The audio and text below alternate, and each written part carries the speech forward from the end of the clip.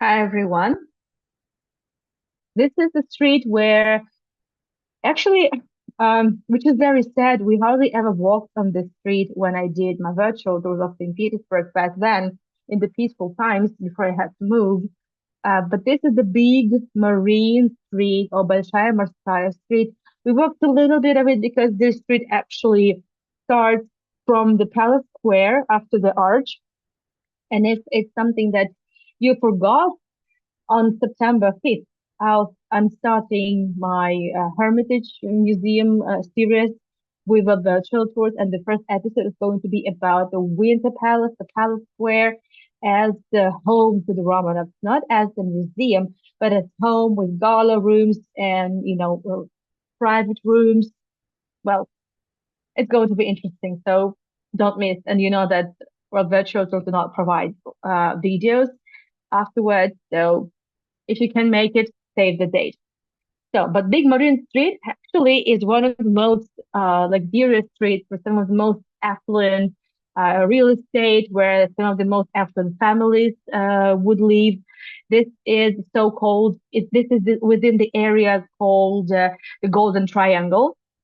So no wonder there is such a beautiful house as the one we're going to see tonight, which is the house of Alexander Polovtsev. That's the one. Hmm. I mean, it may look quite, I would say, mundane, and definitely not as opulent, not as impressive as some of the other mansions in the street. But the reason to it might be very simple because actually this house was built much earlier than many other buildings in the area, and it wasn't rebuilt from the outside. Many houses would change their exteriors alongside the inners, but well, the the Polovtsov family decided not to. I'm not sure why, but I think they just knew very well that inside there's something that's worth two or three houses next door. Well, we will see for ourselves. And well, this used to be the private residence up until the revolution.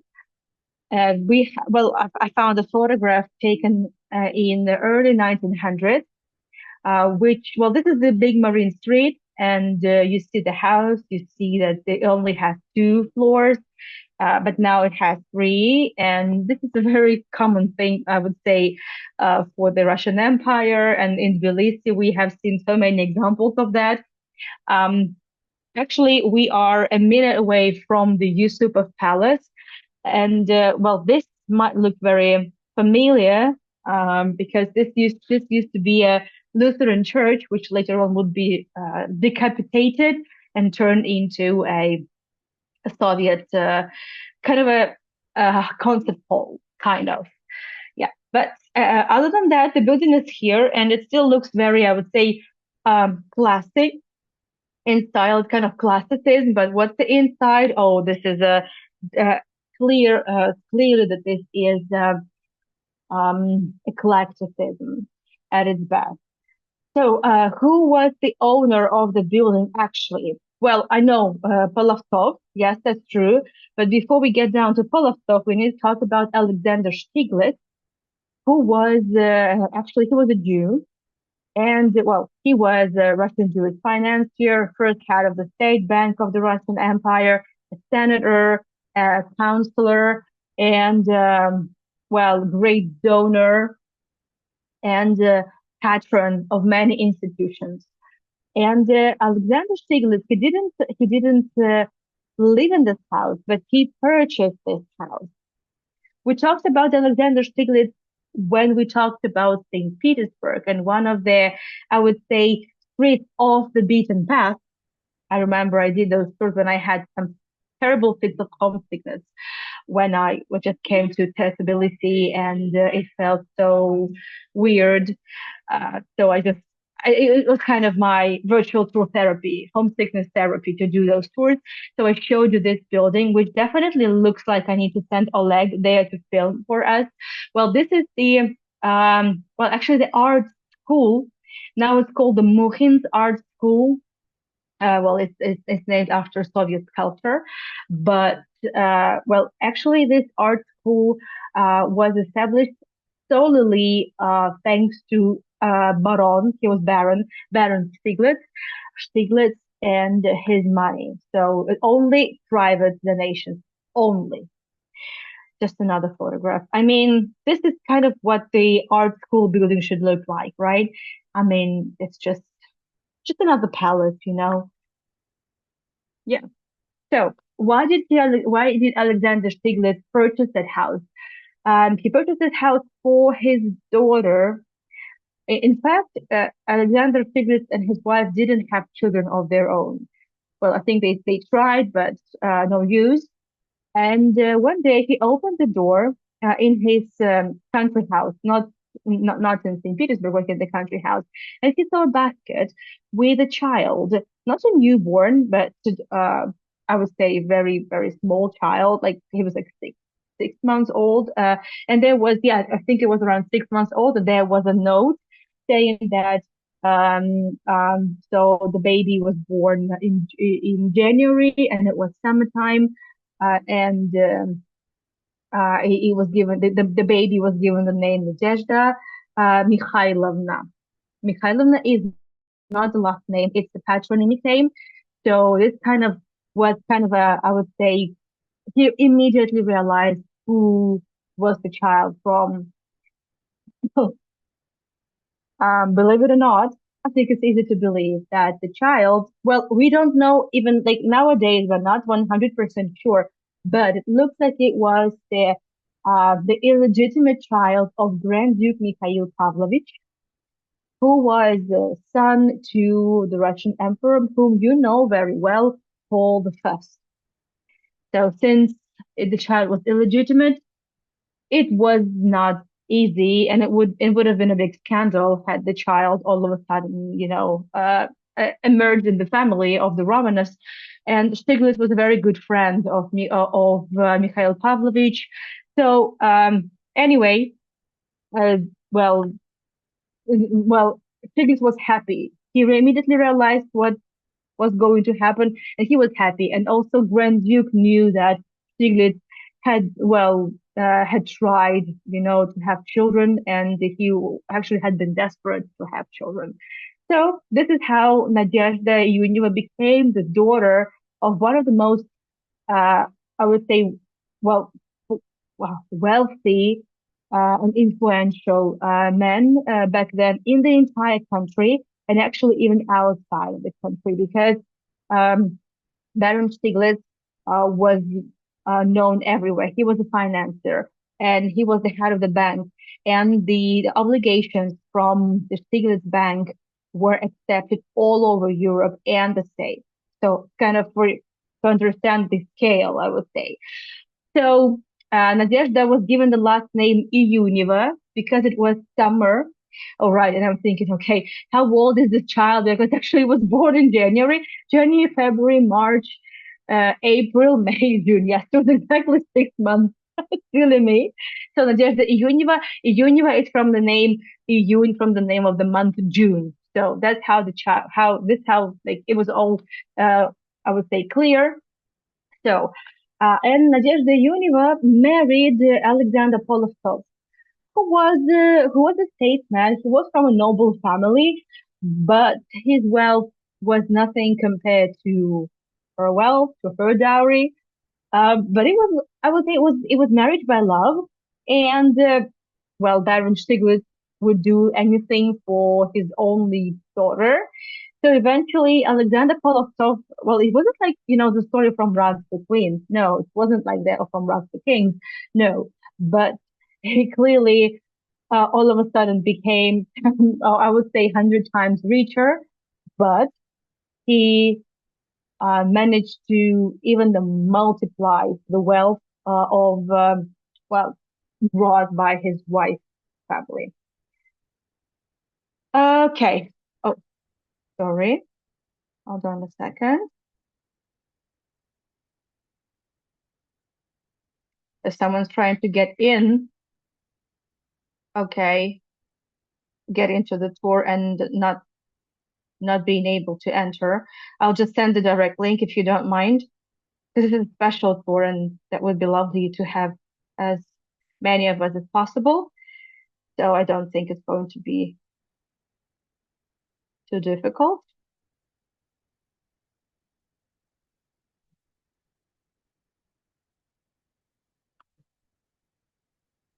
Okay, so and the house was purchased, and the family started to to live there. And I said that Polovtsev would eventually multiply the art, and he was given all the prospects, and his career would take off from then. After he had become husband of one of the most influential daughters, of the daughters of one of the most influential people in the country and outside. So this is actually this is the part of the portrait of the state of um, okay, kind of a legislative assembly.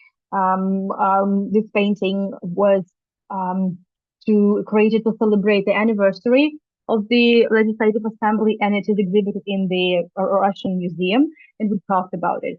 So he had very good life and a good sort of a career. Well, now let's enter the palace and some old photographs for us. Luckily, it hasn't really changed much. We don't know much about the colors from here.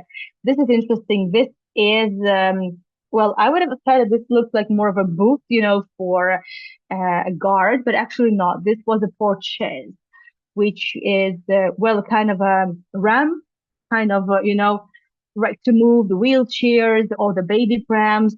Well, this was the porch chaise that, it didn't work on electricity, obviously, but it was used. You could be carried if you needed to go up, and you couldn't walk up the steps. You would have been just carried in the porch chairs, and that was it. That's what it looks now, and that's what I remember what it looked like. Um, actually, we know that the colors of the walls was the kind of this pistachio green kind of. The palace actually, I would say by now has already undergone like three restorations, and I guess there is a very good and logical explanation to why there have been so many restorations because starting from like mid 1930s, the Polovtsev House was turned into the House of Architects of Saint Petersburg. So basically, it was kind of a headquarters of the Architects Union of Leningrad back then. So not Saint Petersburg, but Leningrad. So the architects did take good care of the house. So actually, the house has been extremely lucky always.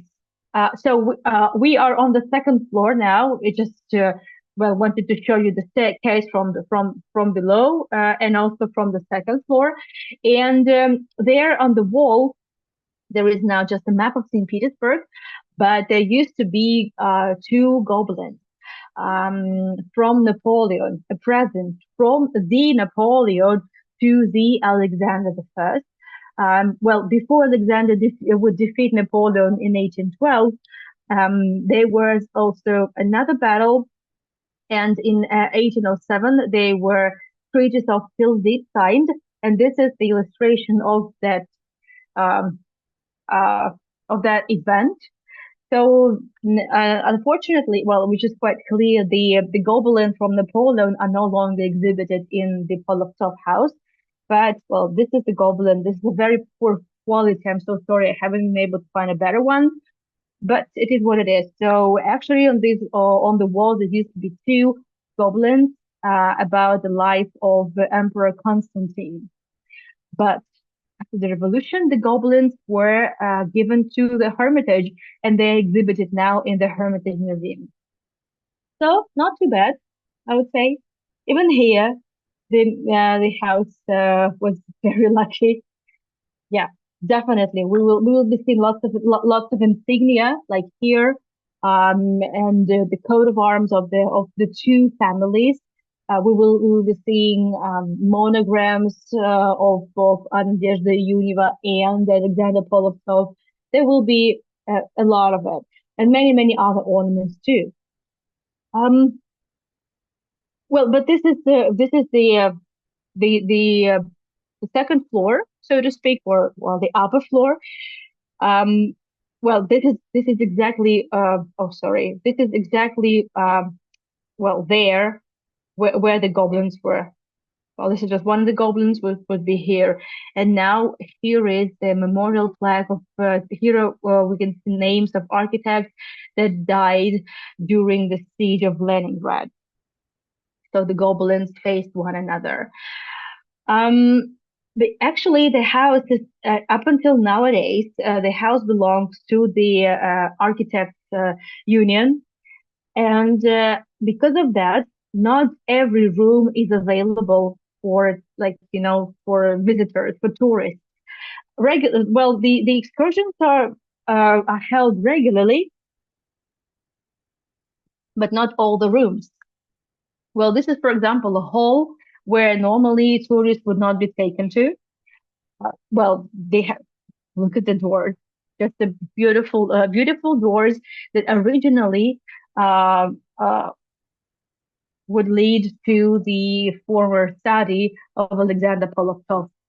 Take a look at all this collection of the china vases, the furniture, the fireplace. No. So what did the Polovtsov do? Well, because Nadezhda Yuneva was the daughter of Baron Stiglitz, who basically uh, paid for the construction of the fantastic art school. Mm, Stiglitz also financed the establishment of the Applied Arts Museum, and Polovtsov contributed a lot, not just by purchasing exhibits for the Stiglitz Applied Arts Museum, but also he established Saint Petersburg, well, actually, the Russian Imperial Historian Society. So no wonder this was one of the studies where the heads of the society would gather. But well, now the room doesn't look like this anymore. Well, the fireplace is still here. Well, there's the billiard table, but it's a new one. The doors are the same. The ceiling looks pretty much the same. Well, the upholstery is gone, but the panels are here. Also, from the second floor, you can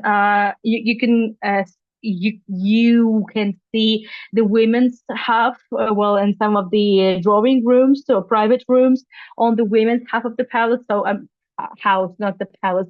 So the room that belongs to Nadezhda Iyuneva. Um, well, because there's not every room survived. I mean, sometimes you have photos, sometimes you don't. But we don't really have any more photographs of the drawing room. But we know that in this room were one of the offices of well, of one of the officials who worked, for the society, for the union of the architects. Well, the office is located in the bedchambers of Nadezhda Iyuneva. Why not? And I just like these very gentle colors. Um, I think it's really perfect colors um for a bed chambers. Another room which we don't know much about, which actually is gone, is the former wardrobe. We know that it was quite big, just almost as big as the bed chambers. And there's another room, former bathtub. It's also another office. And these rooms are not available for visiting during the tours.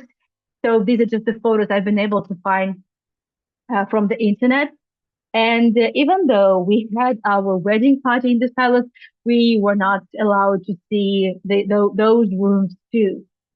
And in the end of this enfilade of rooms on the women's half of the palace, sorry, house, not the mansion, not the palace, but I mean, it's so opulent that I really kind of want to call it a palace, but it's not. It's a mansion. So there's another stairs, which is only for private ones. It's not the black letter, but this is well the private one for the private use, which I'm pretty sure the Univer used multiple times. So Um, Normally, as a tradition, well, many of these opulent former mansion palaces in the Soviet times would be used for, well, by many, institutions, official institutions.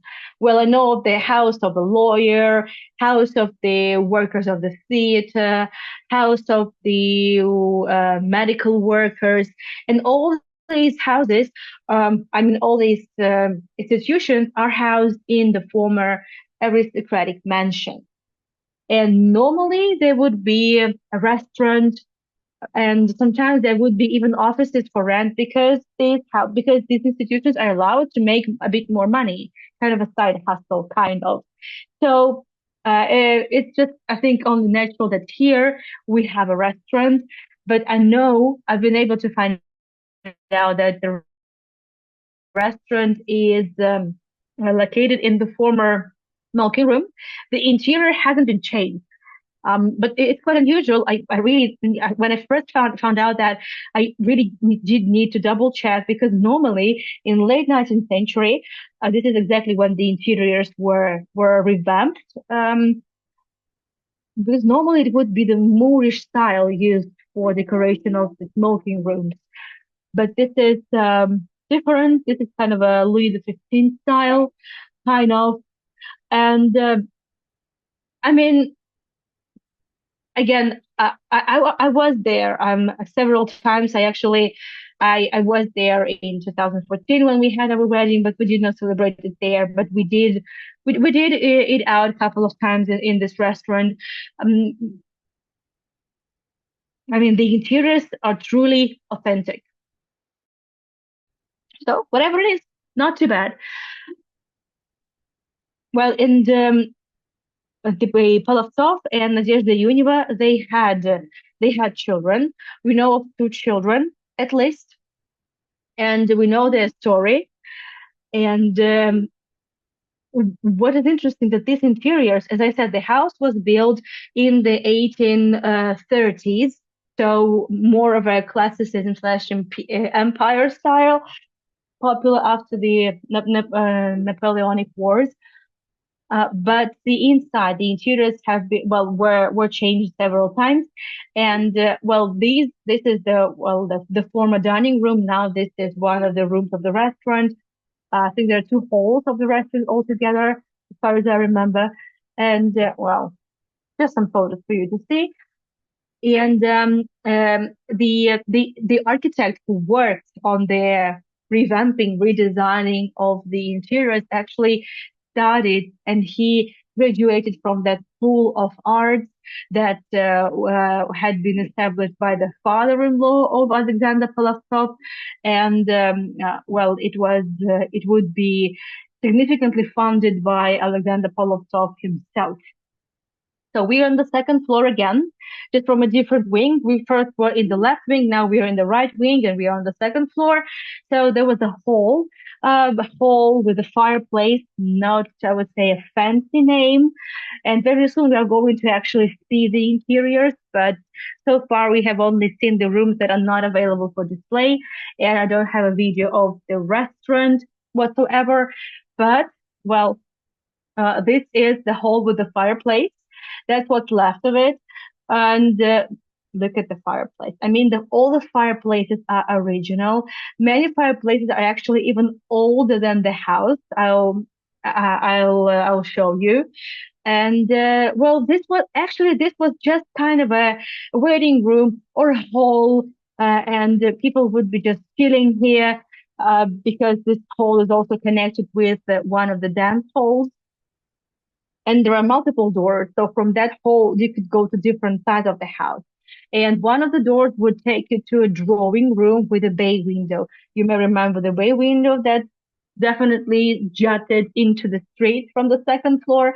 So that's what it looks nowadays, and that's actually what it looked like. I mean, apart from the chairs, it looked very much the same. I've been able to find photos before the furniture and the curtains were placed, the original ceiling painting, the platform painting, and this is a very interesting detail used in all the big rooms on the second floor, and normally the second floor would be more gala rooms. Um, on the second floor, it's the ceilings, in order to not to overload the ceilings, and also our perception of the ceilings. The architect, whose name is Maximilian Messmacher, the one who graduated from the art school, he placed this grid, and we will see more of them. I mean, he didn't invent it. It wasn't his know-how, but uh, he would use it in many other palaces. Actually, Messmacher also was hired to design and to build for the Romanovs. So he knew that that was a very important project for him. Well, just the skies, just that. I mean, it it was definitely, the choice of the painting for the platform decoration. It, I'd say very much clear, because the idea was to, I would say, create more space and add more light and air to the room. So that's how it worked. And when it's sunny, the room looks absolutely lovely, and just those bay windows. But I mean, without the sun, it's it's not that, I would say, radiant and lively. The green drawing room. We have several photos of it, luckily. And actually, you'll be surprised to see that the room looks pretty much the same. So the drawing room, so guests would be sitting here. You see there is a sheer, the kind of curtain. So in fact, these curtains were very heavy, and you could easily just, um, um, pull them together, and you will have two different rooms, which is very convenient. And it was easy. I mean, it was used to separate the companies, to just to organize it. So this is where the curtains used to be. The curtains are gone, but the curious try-ons are still here. Um, uh, this is this is gold. So Polovtsov had enough money, and Stiglitz had enough money. So actually, whatever you see that seems golden is actual gilding. You will see it later on that in this palace, they actually use not just one kind of gold, but three kinds of gold. And you can even see it here. Yes, it's been restored, so that's why it's looking this shiny. But so they use three kinds of gold: the yellow gold, the olive gold, and the white gold. Well, and this is the combination of the olive gold and the yellow gold. You will see the white one. I mean, it's quite stunning. Well, Nadezhda Yuniva, the wife of Polovtsov, is believed to have been a party animal, and she liked to throw big parties with like hundreds of people. And this is not a palace. I'm saying this because it is believed that here in this medallion, this is actually her portrait. It looks more like a giant pin, but actually, well, this is a Polotov loved his wife very much, so we believe that he commissioned her portrait to be there. Hard to say. But Nadezhda Yuneva was also a big. She was generous. She donated big sums of money. There also been able to find some more photos. She donated big sums of money, and she supported many institutions, many educational facilities, many medical institutions. However, I remember in one of the memoirs, I just came across this. I didn't read the entire book, but she was mentioned there, and it was said that even when she was to see a man at his deathbed in one of the hospitals that she was a patron of, she would be wearing some of her best outfits and looking just gorgeous and always radiant. So okay, I don't know, but I don't think that the people who saw her felt at more ease. But anyway, so she would say, it is believed that she would say that even a sick man deserves to see someone looking good, deserve to be, to be looking good for. something like that. And now this drawing room is also used by the architect. It's a Scala drawing room. There's not really much in the room per se. Um, it there are some photos of it just loaded with stuff. Sometimes it's just just the photos. I did visit this room myself, but there wasn't really much there, and it's normally also not included in the tour. It's like a bit to the side. But don't worry, very soon you're going to see lots of interiors. All the doors are original. The doorknobs are original. Um, so behind these closed doors, there used to be a portrait room. I've been able to find this photo from one of the local guides to St. Petersburg, the Mira. And but I don't really see any portraits here. We know that there used to be portraits of the family, but I I couldn't find any portraits. But well, it was a tradition to kind of have a portrait room, a smoking room, and a tradition to have a library. Yes, absolutely. And we're going to have Q&A once we're done with the library, and then we'll continue. Well, the library is called small library. I mean, it is a small library, but it has like two floors, and all these panels, actually, you could open them and there would be books, books, books, books. Needless to say that the Stiglitz and the Polovtsev family, they had good, very good and diverse library collection.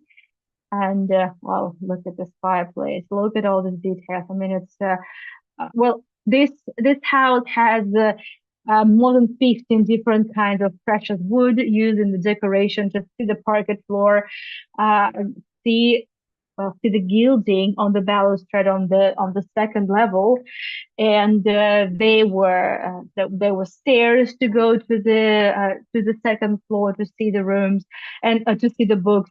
And yeah, again, the ceiling is just the size. Again, this is kind of to add a bit more air to the room. And actually, I mean, it was okay. You could go upstairs and read the book, but carrying the books upstairs is not that easy. I mean, the kind of too much, and if you have two books, it's too heavy already. So we actually had dumb waiters. So I mean, right now it's really hard to tell what really, but where are the books? Where are the bookshelves? All the bookshelves are behind these wooden doors. I think it's very clever because just imagine brushing off the dust from all those books, right? So, and yes, we did have our wedding photo shoot in this room. I was terribly tired. This was already after we did our photo shoot in the Brusnitsin house, which I told you about yesterday. The recording is on my YouTube channel. So this is us next to the fireplace. And it's I mean, this room is great. It smells great. It still smells wood, believe it or not. I remember it very well. And I think it's just ideal for wedding photo shoots. And I really enjoyed it. And yes, this is the first and the last time I wore heels. My legs were just burning, but for good photos, I was okay to sacrifice that. Luckily, I would change later on, and I wouldn't have to wear those horrible heels. So the white hole, because it's white, and it's the biggest room in the entire house, and it's gorgeous in great interiors. Luckily, it's not just white. It also has some other colors in it and three kinds of gold and still 19th century mirrors. They're still there. And this room was created for big parties. It was just made for big parties. And actually, the sun, it's important. See the head over here and the sun. Well, this room was designed in the style of Louis XIV, the Sun King. And see this? This is not silver. Who are you to think that this is a silver? This is platinum. Hmm? Hmm? Right? So did I see this back then on the 16th of August 2014? Not really. Did I eat any of the sturgeon and caviar sandwiches? Sitting just really next to me. No, I didn't. I was too tired, too sleep deprived, and too, well, I mean, I was nervous. It was my wedding day, and now I still think that that must have been very delicious food. Everybody enjoyed the food, and yes, we had our friends, cook for us. But yeah, so unfortunately, I didn't have any of the food that I was so picky choosing.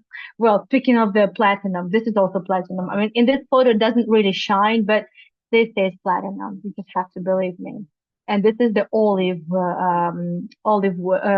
gold. I don't know how they make it olive. I mean, for me, just yellow is good enough. I mean, I wouldn't complain had anyone asked me if it's okay to have just your room done with the yellow gold, but So the elder son of of Polovtsev, who was also Alexander, he was Alexander Polovtsev Jr. I will show you his photograph in the end.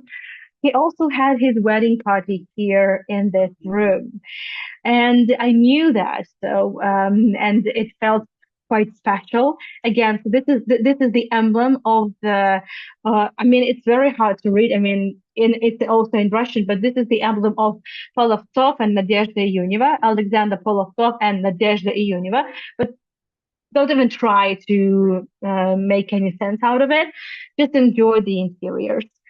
This is the video it wasn't filmed by me, so I had someone who did that, but it was a long time ago and it was not intended for the tours.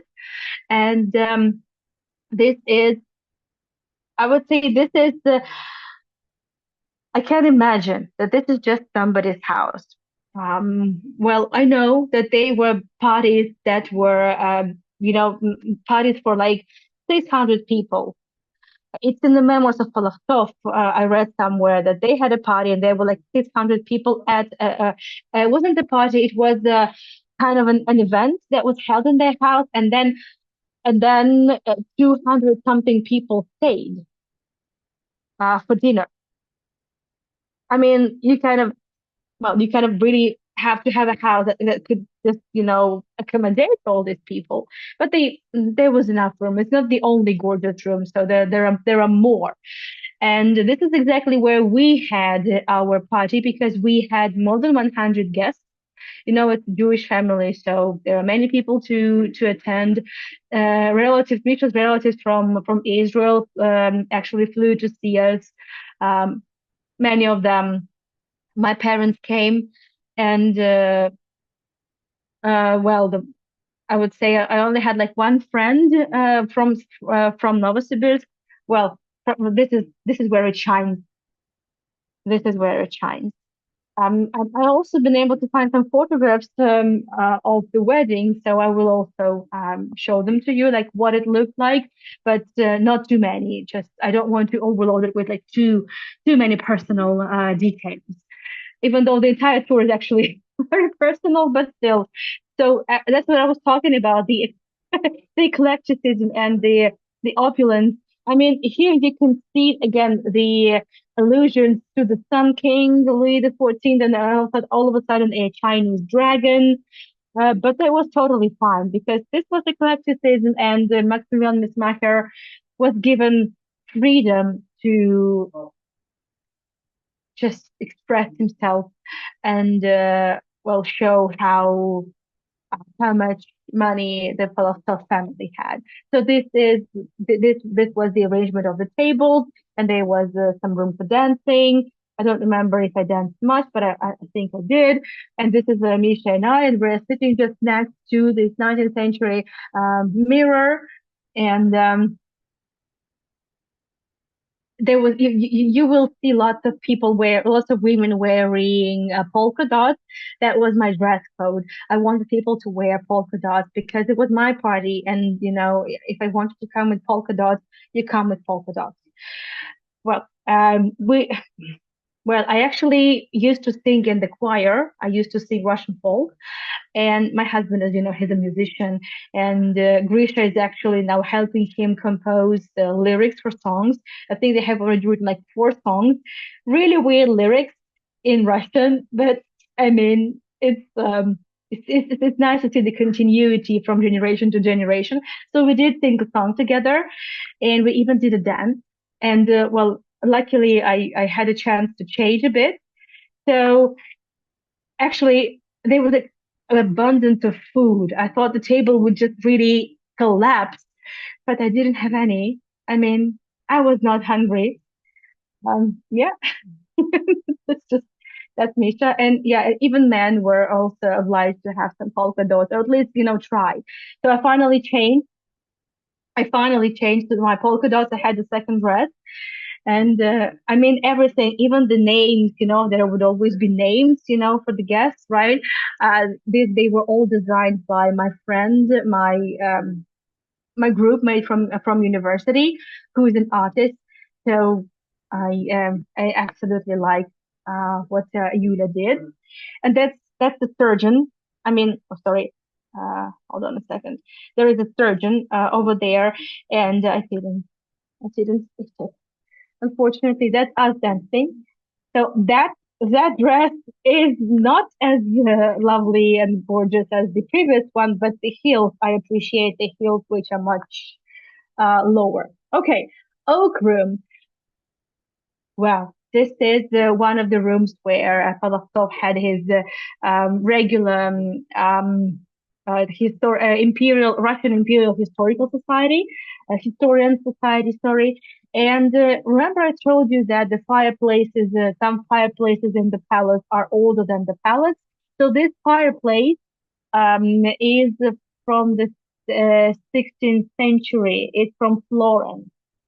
Well, the later sculptures were placed later in the 19th century, but the fireplace is from Italy, as well as the wooden panels are from Florence, as well as I mean, also these wooden panels.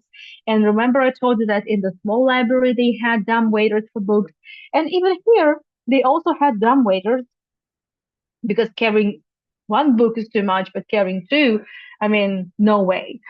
Um, just some more details. These are not my photographs, just open sources, and just see the woodwork.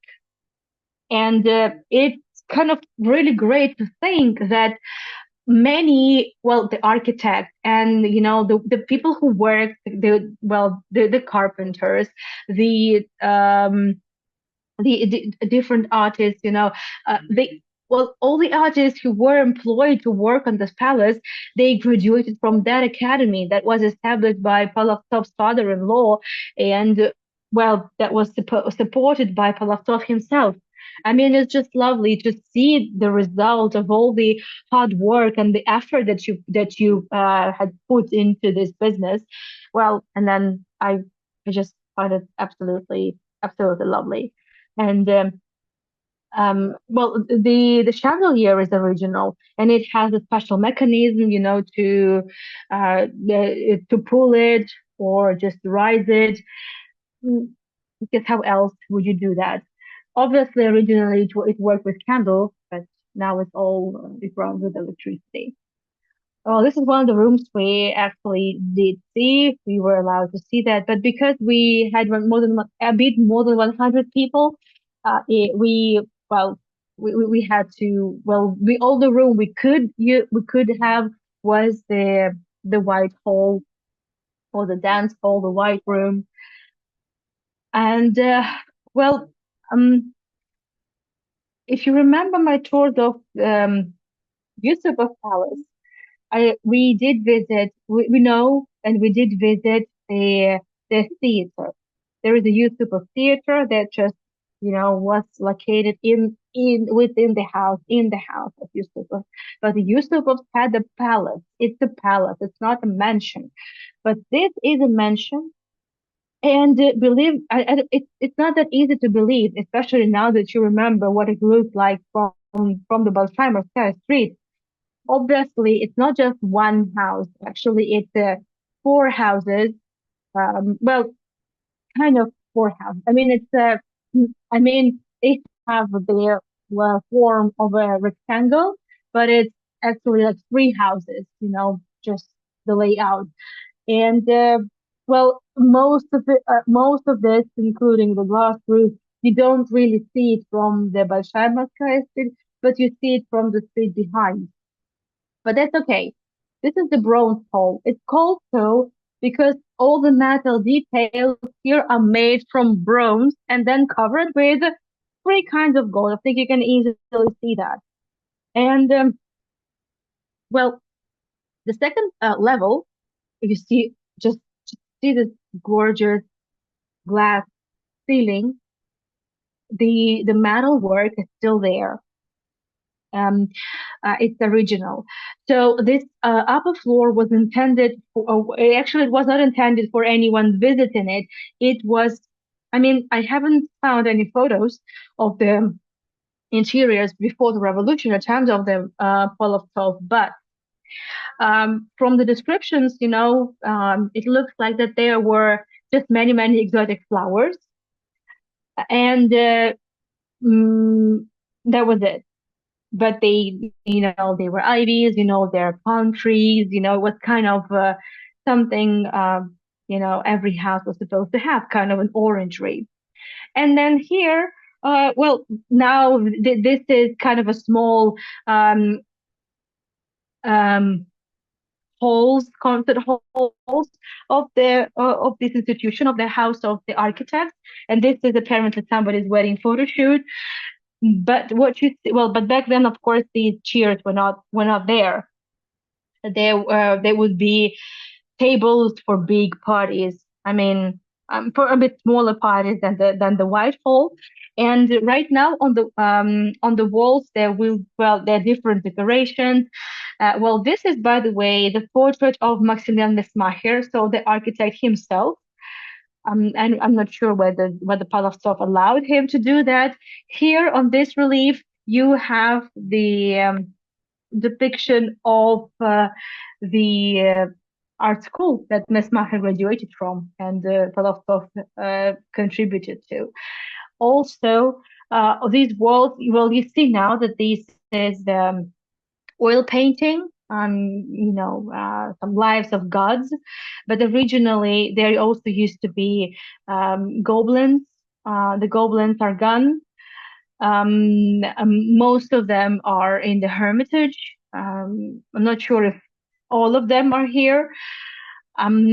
But in the already after the perestroika, at some point the architects just hired the graduates and the students of this Muhinskaya art school, Muhin art school, and they did the job. And I think it looks really, really nice. I really like it. Well, and this room is gorgeous. But as I said, it's not used for uh, parties. I mean, it's used for concerts. There is a piano there, and as I said, all these institutions they would normally have a concert hall, a restaurant, and they would also allow tours, guided tours, because this is extra money. And these are not private institutions, but yes, one can make donations. That's that goes without saying, but definitely this is not enough to keep it in such a good condition. So as I said, the house was very lucky to have been given to the architect. Very lucky. Just like the Yusupov Palace was given to the teachers, and the teachers they also try to preserve as much as possible from the Yusupov House. Um, so this was really the one could dream of. But obviously, whatever happened in the 1910s, this was a nightmare. Polovtsov Senior, luckily, he died in 1909, so he didn't see any of that. And the palace wasn't, sorry, not the palace, the house was inherited by his son, Alexander Polovtsov Jr. Um, However, Polovtsov didn't really live for very long in the house. We don't know whether he did good financially or, well, the his inheritance wasn't big enough. It's not clear. I mean, some claim that Polovtsov, well, actually wasted some money as well. Polovtsov Senior. Some claim that actually this is his son. Um, we're not 100% sure, but we know that his house, his son, I mean, we know that Palastov's son contributed a lot, not only to the preservation of this house, but a lot more. I will talk about it. That's the photo of the courtyard. Um, well, this is the modern day photography. Actually, this is the bronze hall. However, you don't remember any windows there, right? These are false windows. Just that. And as usual, all the maids, all the servants would be also living next to them, next to the Palazzo. They had their own house, and this was their staircase. Now it's just a residential house. People live there, and every day they take these beautiful steps up and down. No wonder I'm so homesick, right? And it's original. I mean, nothing happened to this iron. Nothing happened. Nothing. It's just, and it was just kind of a black leather. It was never used by any guest. It was only used by the personnel. So speaking of Nadezhda Yuniva, well, she died 1 year earlier than him. So as I said, they were generous. They also liked to party hard.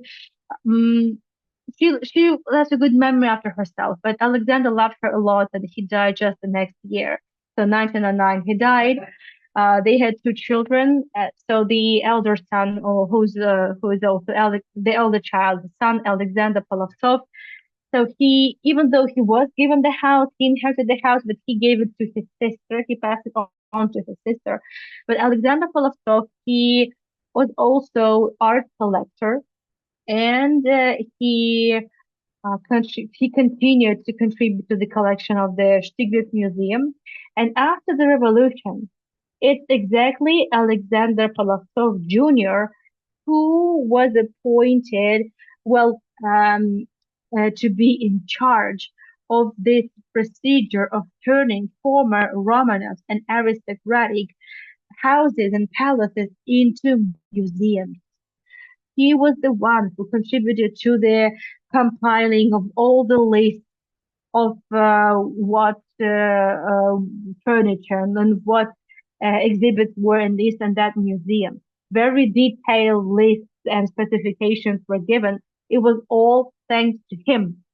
And eventually he was appointed the head of the Pavlov Museum, whom I think I gave 10 or even 12 tours about because it's a huge residence.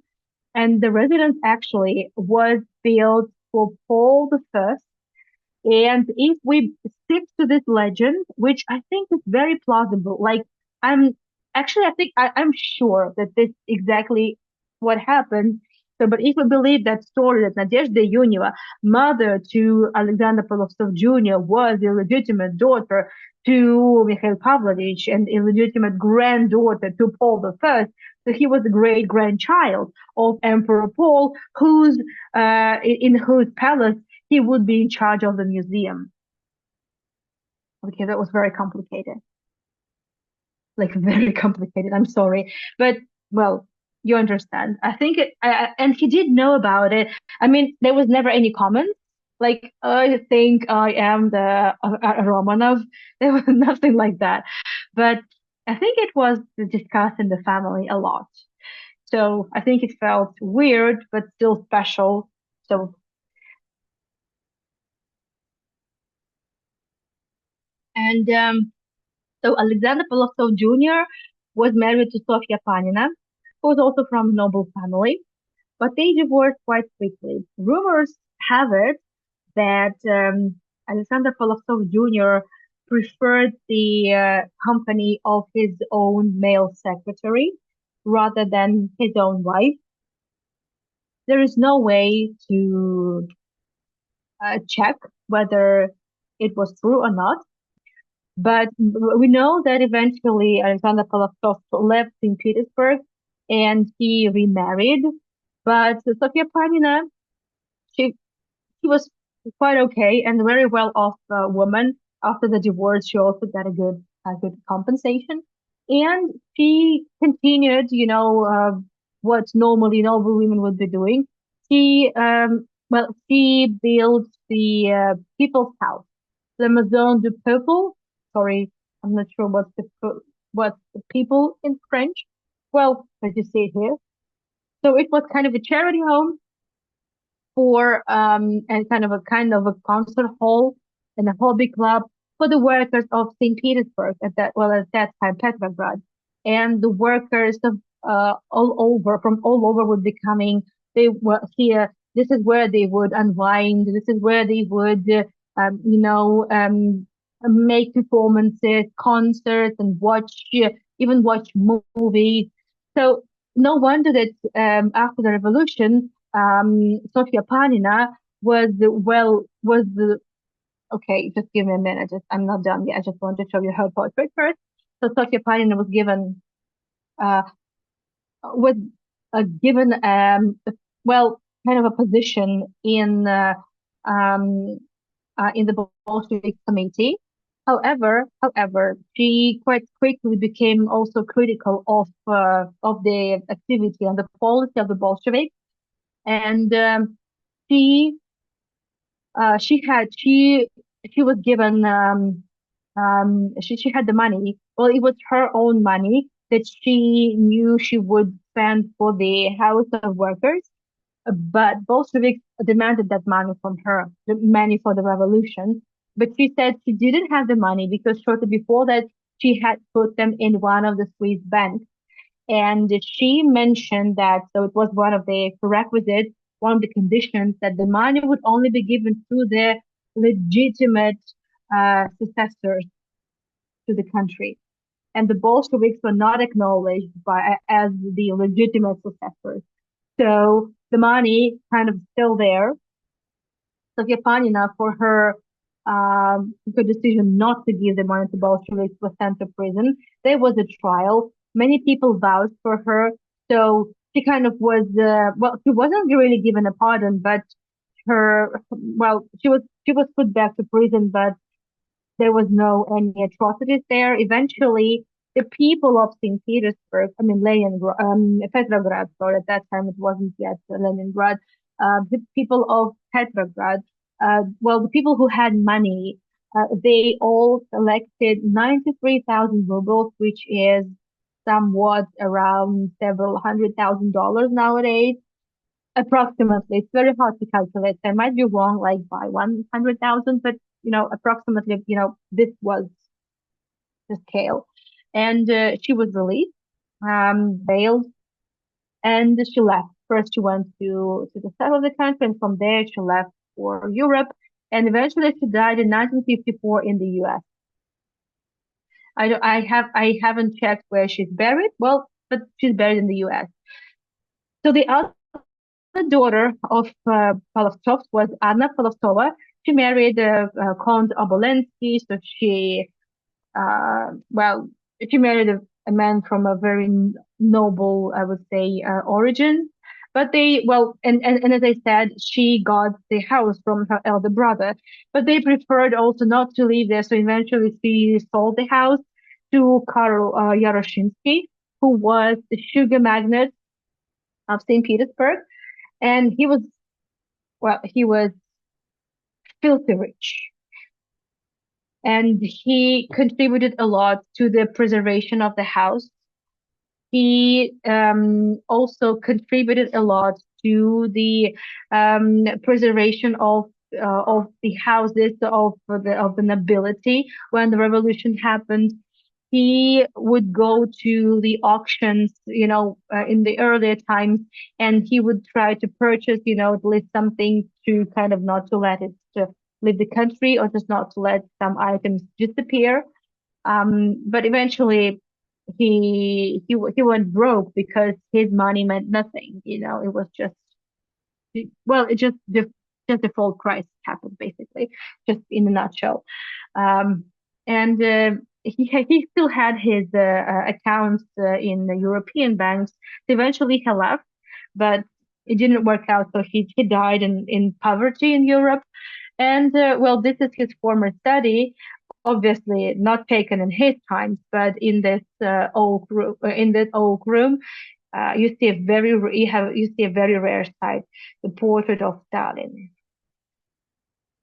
The study from 1937. This has been the House of Architects. Thank you so much. Thank you. So I'll see you on Friday. It's the Russian Museum for beautiful Art Nouveau period artist Alexander Benoit. And his last name may sound familiar because he is one of the representatives of the family whose apartment we did visit in one of my last tours in St. Petersburg before the war started. And my walk with Georgi is on Saturday. My live walk is released in New Area. Another premiere is on Sunday. Alexandria residence, I carry on with it. Alexander Palace, the final is next. It is the final episode is this Saturday. Misha is launching his new project on Russian history and culture at times of the Romanov. We're starting with Catherine the Great on Sunday, I think. Romanov Treasures Part 2 on Sunday. On Monday, the two mentions in St. Petersburg. And on Tuesday, I'm taking it to Israel Museum to show you the Judaica collection. That's a lot. It's like 9 tours. Thank you so much, everyone. I would appreciate your support. You know the link from my PayPal or buy me a coffee. And thank you so much for taking me back home, taking me down the memory lane to one of the happiest days of my life, also one of the most stressful days of my life, but meaning well. Um, yeah, I should have tried the sturgeon. I should have had a couple of caviar sandwiches. Yeah. Okay, maybe at somebody else's wedding. Who knows? Maybe at my son's wedding. I hope I live long enough to see that. Thank you so much, everyone, for joining. Thank you for your support. Thank you for your interest. It felt like, kind of after a big event, after I'm back from a honeymoon and everything, we catch up with family and I show you all the photos and how it was. That's kind of how it feels. And it's just really hard to imagine that it was like 10 years ago. It's been 10 years. Thank you everyone for joining. It's been so lovely. And I'll see you on Friday then. Bye bye.